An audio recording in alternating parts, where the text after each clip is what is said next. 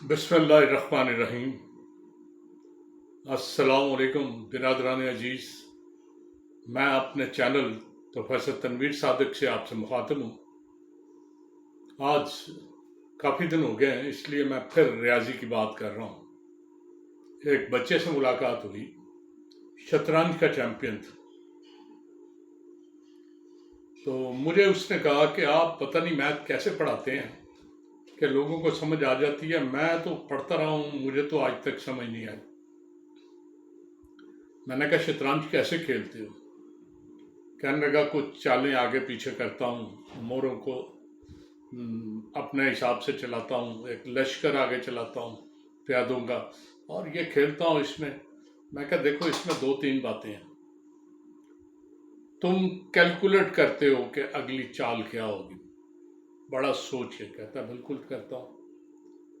मैं कहा फिर सारे जो है आपने मोरे उन्हें तरतीब देते हो और गिन के रखते हो कि कितने मर गए हैं, कितने जिंदा हैं, कितनी फाइट हम कर सकते हैं। कहना ये सारे करते हैं। तो मैं कहा मैथमेटिक्स क्या है? सिंपल अल्फाज में गिनने,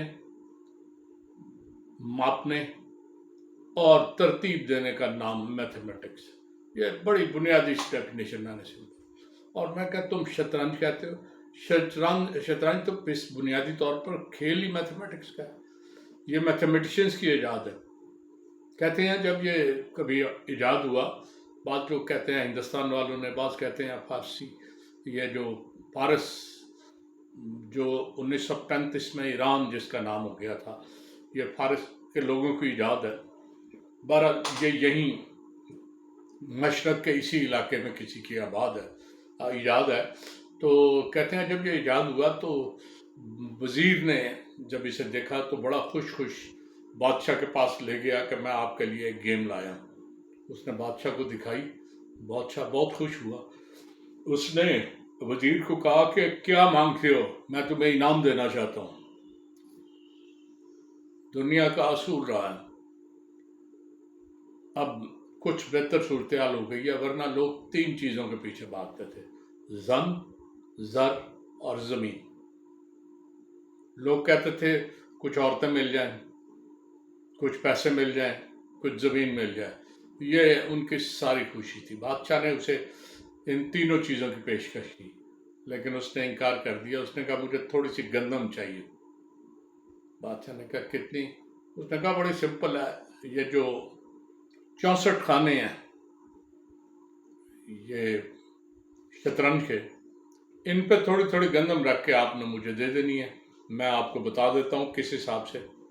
बादशाह हंसा। उसने कहा इतनी मामूली सी चीज़ मांग रहे हो, मांगनी है तो कोई बड़ी चीज़ मांगो, मैं तुम्हें बड़ी चीज़ें देना चाहता हूँ। लेकिन वो नहीं माना। उसने कहा नहीं, मैं जो कह रहा हूँ मुझे वो गंदम ही चाहिए। बादशाह ने कहा बोलो कैसे? उसने कहा इस तरह कि ताश के ये 8 खानों की 8 रोज़ हैं, 64 खाने होते हैं। आप पहली रो के पहले खाने में एक गंदम का दाना रखेंगे, अगले में 2, अगले में 4, अगले में 8, 16, 32, 64, और इस तरह आखिरी खाने तक दुगनी करते करते जितनी गंदम बने वो मुझे दे दें। अब बड़ा सिंपल था। पहली रो में 8 थे, 1, 2, 4, 8, 16, 32, 64, 128। 128 पे आके बात खत्म हो गई।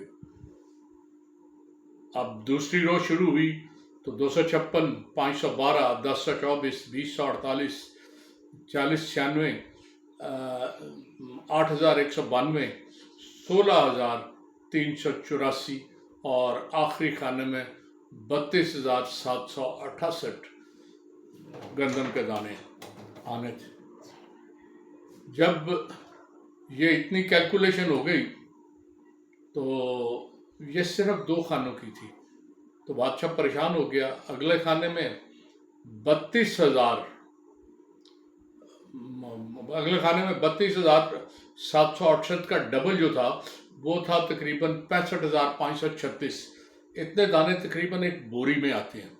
तो समझे कि तीसरी रो में पहले खाने में एक बोरी थी, दूसरे में 2 बोरियां, 4 बोरियां, 8 बोरियां, 16 बोरियां, 32 बोरियां, 64 बोरियां और 128 बोरियां। अगली रो में चलते चलते इसी तरह 32,786 बोरियां बन गई।